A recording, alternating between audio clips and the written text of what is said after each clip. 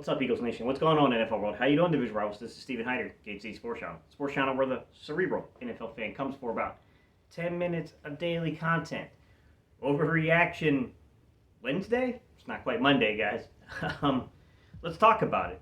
Philadelphia Eagles keep their playoff hopes alive with a 27-17 victory over the Washington football team. Shout out to my guy, Philly Mike, from the Philly Talk podcast. He predicted the score exactly.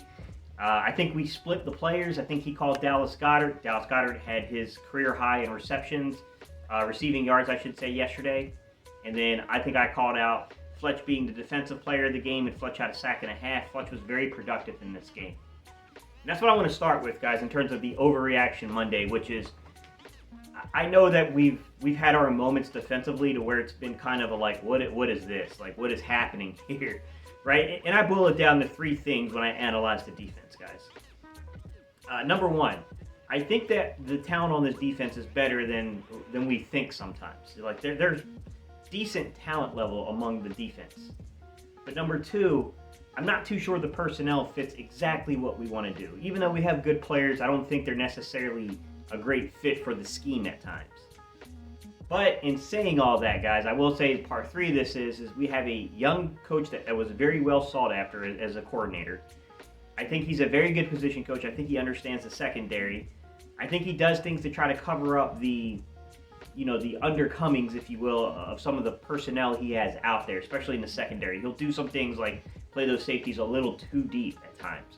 He'll do some things like allow guys to play a little too far off on the cushion because they don't have the foot speed to make up for it. It's only really one player in particular with that one. So there's definitely some things out there to where I can say, like, I think this young man's a pretty good play designer. I think he understands defensive concepts, but I also see the rookie coordinator aspects to him at times too, to where the play calls aren't always so great. There's a growth kind of going on here with the coaching staff along with the players. So I think those three things are kind of all lined up, and sometimes they give us some very uneven performances from game to game. Now, I will say this. It's easy to look at this and say, man, we got 17 points to a bunch of really, like, third-string quarterback, kind of a beat-up offensive line that was in there. It probably shouldn't have happened. I will push back a little bit, and I'll say this, though. We didn't really give up 17 points, man, because to be fair, Washington only drove the football once. We had some fluky plays that kind of put them in really good field position to come away with points. 10 of their 17 came off of actually just really good field position, to be quite honest, from turnovers. So, what I'll say is this.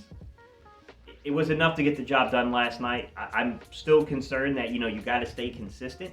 This might work against teams that are limping down the stretch like Washington. This might work against teams that completely lack the right type of coaching and the right type of talent in the Giants. But you got to wonder once you get to the playoffs, you know what I mean? Like, we got to fix some stuff up, I'm not going to lie. With that said, though, my eyes were mostly drawn to the defensive line. And I was pretty happy with what I saw from the defensive line. Now, early on in the game, I did feel like there were a few times where I was like, oh boy, that's a lot of time to throw the football. Like, come on now, where's the pressure here? I will say I had those moments too, guys. But what caught my attention here was the use of Fletcher Cox and how they used him to get free and to get separation. I saw Fletch line up as a 5-tech. I saw him as a 3-tech. And I'm pretty sure they used him either in like the 2-eye or as a nose at one point as well. So, I mean, they moved him around the alignments on the defensive line a lot to get matchups, which is something I think they should have been doing with Fletch the whole time.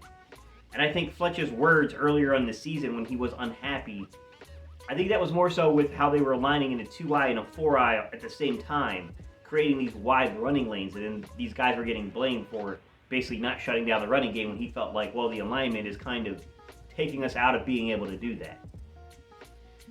With that said, guys, I mean, I thought that Fletch had a heck of a game out there. I'm not going to lie, I thought Fletch played really well. He got a sack and a half. I thought he was disruptive the entire game. He got to the quarterback, got his hands on the quarterback quite a few times, collapsed the pocket quite a few times. It didn't necessarily result in sacks, but certainly resulted in pressures. So, I mean, I thought he did a really good job out there. Genard Avery's another guy we haven't talked about in a long time. I don't think Genard Avery was necessarily even in his performance last night, but I thought he had a couple plays that he really kind of flashed a little bit. I thought that was one of the better outings I saw from Genard Avery in a few weeks here.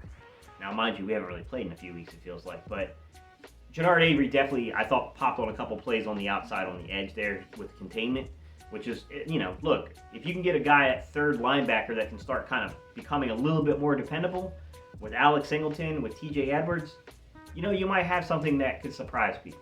And that's kind of what I'm looking at personally is, can we know we're going to probably upgrade the position a little bit, but can we get something that looks like, oh man, really wish we had this kind of linebacking play for the last 2 or 3 years. That's what I'm looking for down the stretch, like this just adequate line of defensive play from the linebackers. So, secondary. My eyes weren't drawn to the secondary as much from the TV copy as they were to the defensive line and the linebackers. I will say I saw a few pressure packages used with the linebackers. It looked like we definitely brought some A-gap pressure once or twice in this game. I can remember in particular where we definitely brought pressure coming up the middle. I don't know, that being, when you get a young guy that likes to stand on his mark and likes to throw the football, you bring pressure up the middle to knock him off the spot. So what I thought was, okay, we tempted some things there. I mean, it's good to at least show that look. I don't know that I would say it was necessarily overly successful. There was a couple plays where, the ball had to be altered on the release point, and they resulted in incompletions. So I will say that, that kind of has to be taken into consideration. But I also think I saw a conversion against one of our blitzes, to be quite honest. So, kind of hard to say. A little bit of a mixed result there against the pressure packages. I didn't personally see this, but Allie hit me up in the comments and was like, hey, one thing that I noticed was I thought I saw the depth of the safeties being brought down on more plays here to where they were a little bit more, 12 to 15 yards as opposed to 15 to 20 yards off the line. So we were trusting our safeties to play down a little bit more on a team that really has some shifty guys, to be quite honest. We like to cut him up. With DeAndre Carter, I'm not saying that guy's an adequate NFL starting receiver, but he's very shifty and elusive. Terry McLaurin is still a pretty good football player. I mean, he's definitely shifty, elusive. He's got top-end speed. He's a good football player. Sims, the guy that they use in the slot, he really didn't have a big game against us, but, he's another guy that's got a little bit of shift and can move. He's got some elusiveness to him. So, it was a little bit of a trust if that's true, and I haven't, like I said, I didn't see it necessarily from the TV copy, but I wasn't focused in on it. That's something I have to basically watch from the coach's film to get a feel for. But Allie said that she saw it, and they were definitely playing a little bit tighter down on the line of scrimmage here. So we'll see. I mean, we'll have to see when the copies come out here if that's true. It's different. That's something different because now we're playing our linebackers a little differently now. Now we're starting to see the safeties play a little differently. I do feel like the corners in the cushion that we're affording receivers has gotten better as the season went on. We've stopped giving them the unrealistic 6 to 8 yard window of cushions. That's just too much respect for receivers. You can't give them that much cushion. I think we're now a little bit closer to the 5 to 4 yard mark normally when we see cushion. And we like to mix things up. We'll go cushion on one side. You got a guy playing off basically on one side. You got another guy playing a little bit more in man. It could be man press. It's not always man press. You can't play match and mirror over press and man. So you can come down and play match and mirror. You can run a bail technique. You can play press. There's different techniques you can run from the man position. And saying that, guys, I mean, look, the outcome was pretty good. I mean, we gave up 10 points off of turnovers, only really 7 points. Only one drive came against the D from a natural starting position, if you will.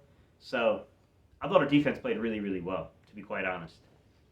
So that's what I got for y'all, man. Leave your comments down below. What did you think on this Overreaction Monday? What concerned you, and what also kind of gave you that, yeah, man, we're feeling it.